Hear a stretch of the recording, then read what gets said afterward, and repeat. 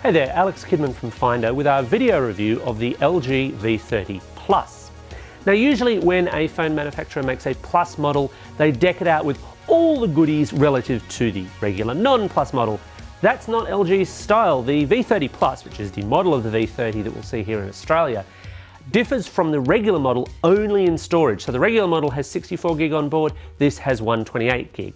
Otherwise you're looking at a 6-inch screen, and underneath that the Snapdragon 835 processor that runs practically every premium Android phone this year.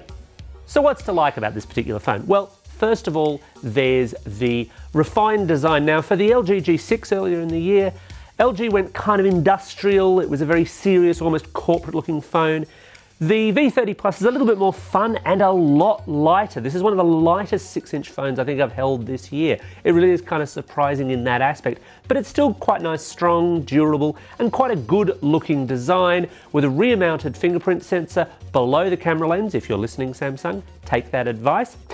And a decent display screen. It's plastic OLED, and LG is the manufacturer for the fairly similar Google Pixel 2 XL.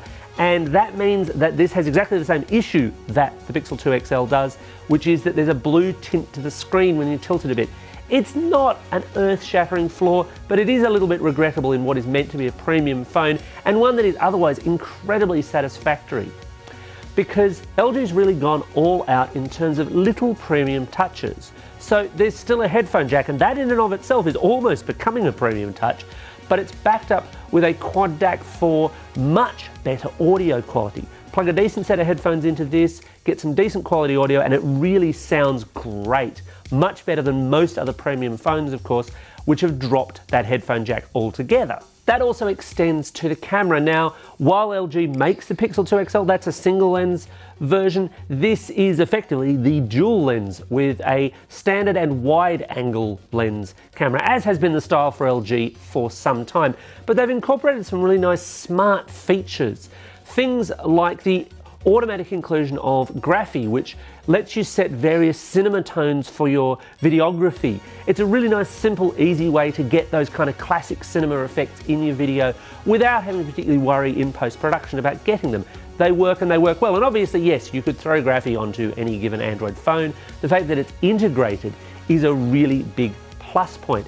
There's also an automated zoom option within the video shooting, which again is great if you want to just grab a particular point without that kind of shuddery zoom happening.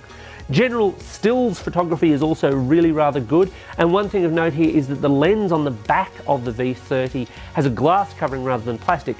LG's contention is that that lets slightly more light in a more natural photographic way, and it certainly bears results in terms of the shots that you'll get out of it in most cases. As with any camera, you can take great photos and you can take terrible ones. So what's not to like? Well, I did mention the screen has that blue tint effect, and that is a bit of a downer.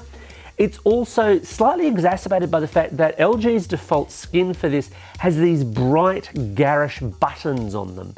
They're really kind of off-putting, and that's totally a personal taste call, of course, but it's noticeable against the more kind of sedate, general, flat Android feel that you get with Android 8.0. And that's the other thing that you don't get with the V30. At launch, this is launching with Android 7, even though, obviously, again, a lot of shared DNA between this and the Pixel 2 XL, but there's no Oreo on this phone just yet. LG do say that it's coming, but it's not here just yet.